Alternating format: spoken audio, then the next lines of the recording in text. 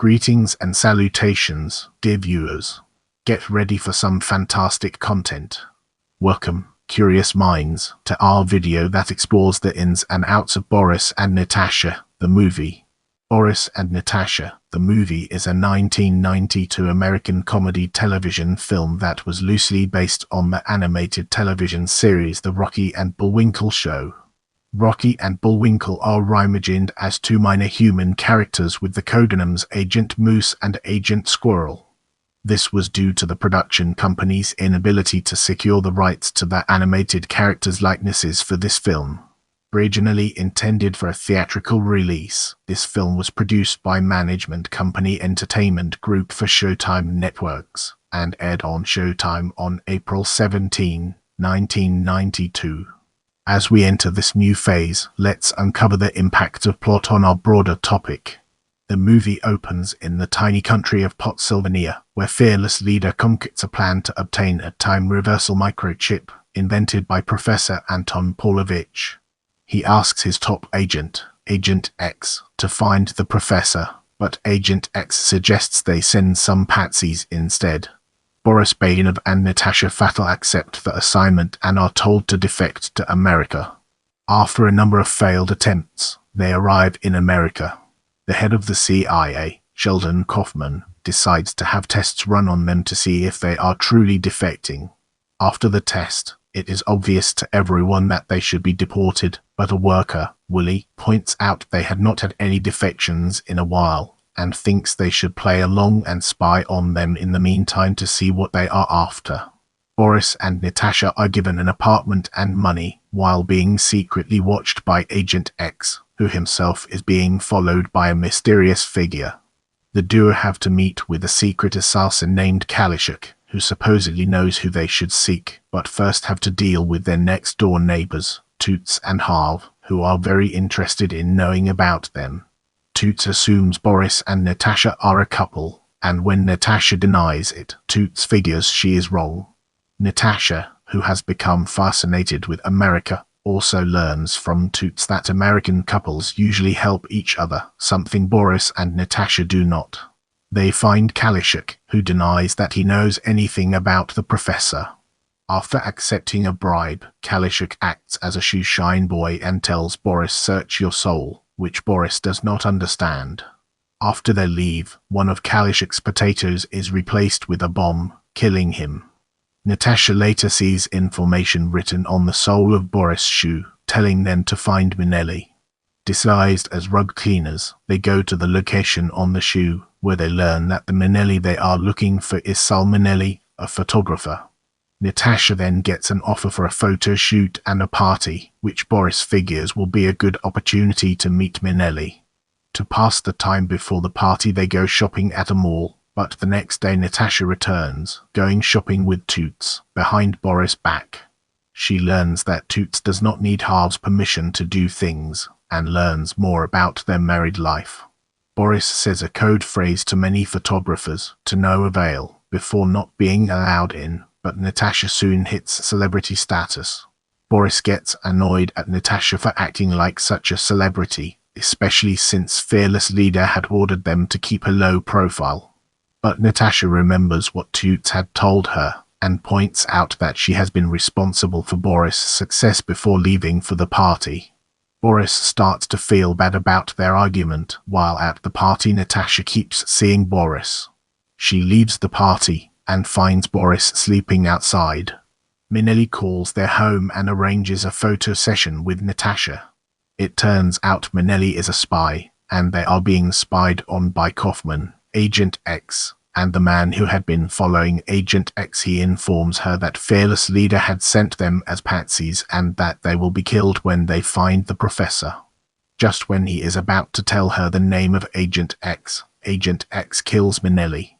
Boris, disguised as a cop, finds out that Agent X is actually Willie. Boris and Natasha leave their apartment right as an assassination attempt on them occurs. Disguised as overweight Irishman, they stay at a hotel, where they find Willie dead, and also find that he had an 11:30 train schedule.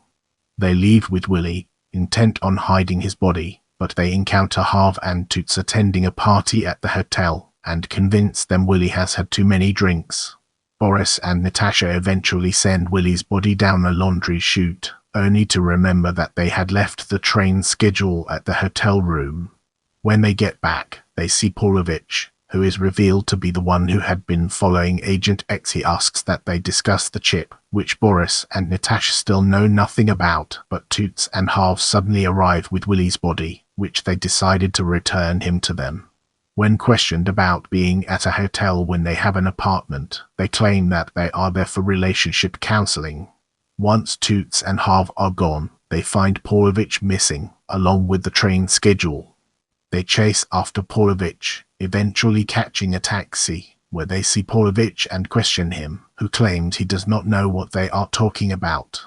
Boris then discovers lit dynamite in the taxi, and that the driver is actually a dummy. The car explodes, but the explosion reverses. After a few explosions and reverses, they jump out of the taxi. Paulovich tells them about the time-reversing chip and reveals that that was his first life and death experiment with it. He explains that his evil twin brother Krieger is also after the chip. Boris and Natasha decide to help make sure it does not fall into the wrong hands.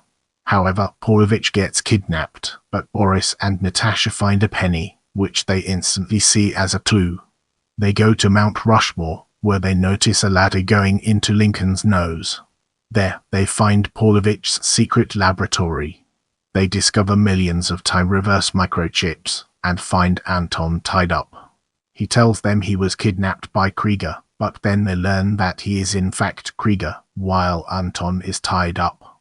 They learn that once Anton realized the microchip could be disastrous in the wrong hands, he tried to destroy it, only for its effect to protect it from destruction, so he had them mass-produced with the intention of sending them to every country with the goal of ending wars. Kaufman enters and reveals that he is not actually working for the government, but the auto industry and insurance companies, and knows that the chip could put an end to his business. Harv and Toots then show up with guns, and reveal themselves to be agents Moose and Squirrel. Fearless Leader shows up and takes over, taking the pile of microchips. After Natasha manages to temporarily disable the power, a fight ensues. Boris takes out a stick of dynamite, which he was saving for a rainy day, and throws it at the pile of microchips, which sends them back to the very beginning of the movie.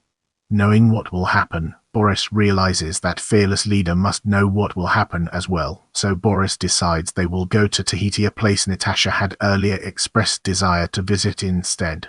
When Paulovich realizes that he had not been properly introduced to them, Boris introduces Natasha as his girlfriend.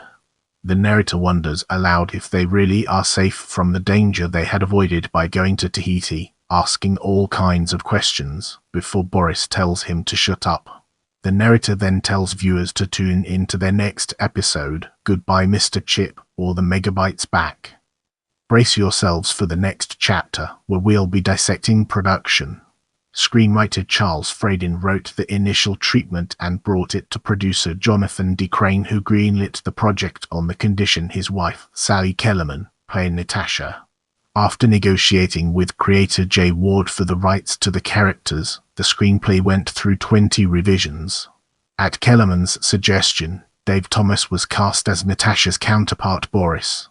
Charles Martin Smith was given the position of director with Thomas' help, and Smith was enthused about the project as his father was an animator and he grew up with fond memories of the Jay Ward-produced cartoons. Using his connections as a talent agent, Crane was able to secure John Travolta and John Candy for cameos in the film. The film began shooting in September 1988. Following a test screening where audience reaction to the film was negative with particular confusion at the humor and pacing of the film, the filmmakers spent 18 months trying to re-edit the film to make it work. According to Thomas, a number of scenes were never shot, which made it impossible to properly edit the film. In this chapter, we'll be unraveling the enigma of home media and discovering its transformative power. The film was released on VHS in December 1992 by Academy Entertainment and on DVD from Platinum Disc in 1999. The DVD contained no bonus material. MGM later re-released it on DVD on June 26, 2012, as part of their limited edition collection. As we progress, let's shine a spotlight on cast and examine its intricate interplay within our topic. June Forey, the original voice of Natasha and Rocky from the Rocky and Bullwinkle Show, makes a cameo appearance as a woman who wants Natasha's autograph. If you enjoyed this video, don't forget to give it a thumbs up and subscribe to my channel.